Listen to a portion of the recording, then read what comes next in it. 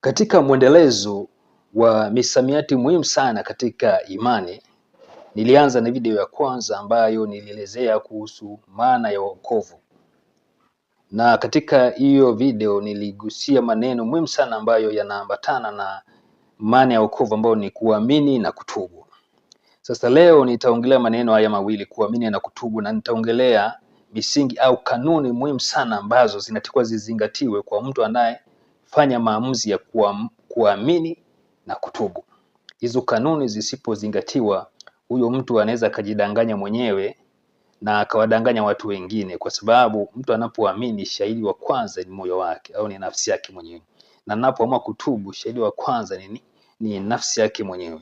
Na pia ninataka kuelezea hivi kwa sababu nimekuwa nikijifunza kwa muda toka nilipookoka, na nimeona mazingira tofauti ambapo yalidhihirisha kukiuka kwa hizo kanuni.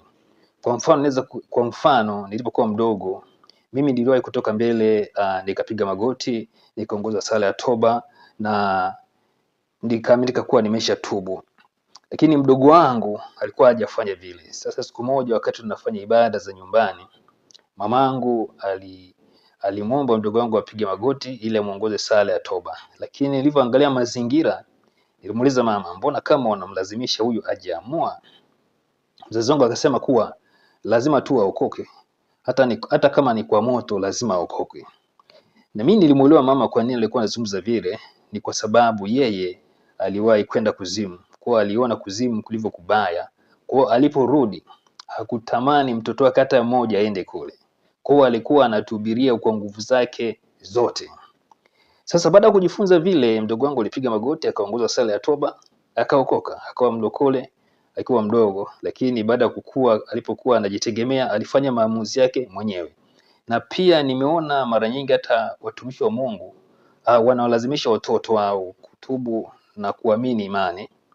Sasa watoto kwa sababu wanakuwa hawana namna, wanakuwa wana fake, yani wanaenda tu kutubu ili kwa ajili ya kumridhisha mzazi, au wanasema tu wanaamini ili kwa ajili ya kumridhisha mzazi, lakini baadaye wakishakuwa wakubwa wanafanya maamuzi yao wenyewe. Sasa ili jambo la kuamini na kutubu ni muhimu sana kuzingatia kanuni zake. Kwa nini nasema hivyo? Mungu wetu ni Mungu ambaye anaheshimu sana maamuzi ya mtu.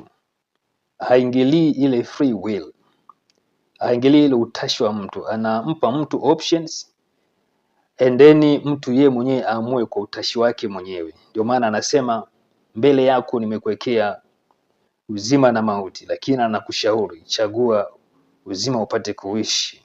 Unaona? Kuta Mungu wetu yeye ambaye ametuumba angeweza kutulazimisha wote tungeokoka, lakini ametupa ule uhuru, ile free will ya kufanya uchaguzi na maamuzi kulingana na na yale ambayo tunaona sisi yanafaa. Sasa nikianza na neno kuamini, kanuni muhimu sana katika kuamini. Kanuni ya kwanza, lazima kwanza kuamini kutoka moyoni mwako, kwa sababu moyo wako ndio shuhuda wa kwanza. Moyo wako ndio unakushuhudia kuwa wewe umeamini au hujaamini, na hiyo ndio muhimu sana kuliko hata kwenda pale mbele kupiga magoti. Kwa hiyo kama utaenda pale mbele kupiga magoti na kuongoza sala ya toba, wakati moyoni mwako haujaamini, unajua kabisa hujaamini, hapo utakuwa unajidanganya wewe mwenyewe na utakuwa unawadanganya wale watu. Kwa hiyo ni muhimu sana katika kufanya maamuzi ya kuamini, ufanye kwa uhuru na kwa utashi bila kulazimishwa kutoka moyoni mwako.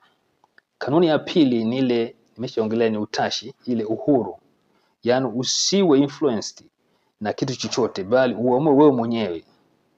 Uamue wewe mwenyewe. And then ninaweza kutoa mfano, kuna kijana mmoja alipoenda kuombewa alianguka, and then baada ya kuamka wakampa sala ya toba. Lakini wakati wanampa sala ya toba akasema, mimi sijaamua kuokoka, kwa nini nipa sala ya toba? Lakini kwa sababu alikuwa hana ujasiri wa kusema, kwa hiyo ndio akahesabiwa kwa kashaokoka.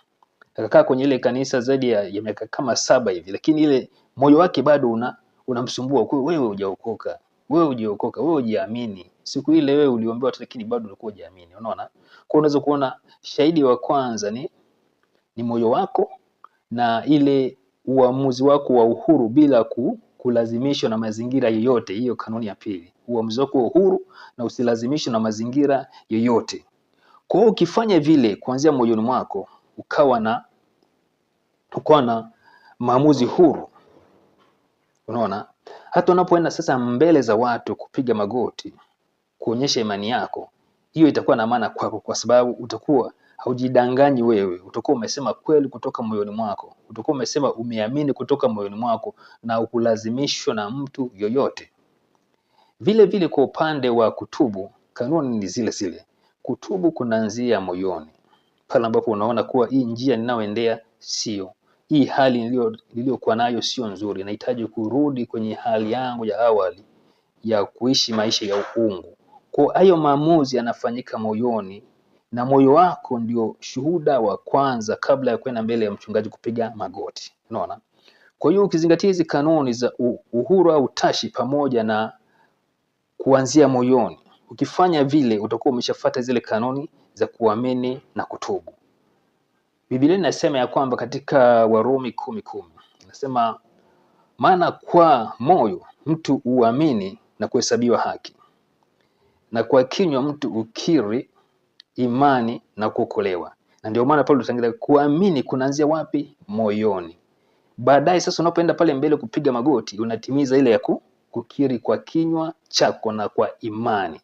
Kwa hiyo vitu muhimu sana visipozingatiwa, utakuwa unajidanganya wewe mwenyewe, especially wewe mtu ambaye unaamini. Usilazimishwe kuamini. Fanya kwa utashi, hakikisha kuwa moyo wako umefurahi na wewe ni shuhuda wa kwanza na shuhuda wa mwisho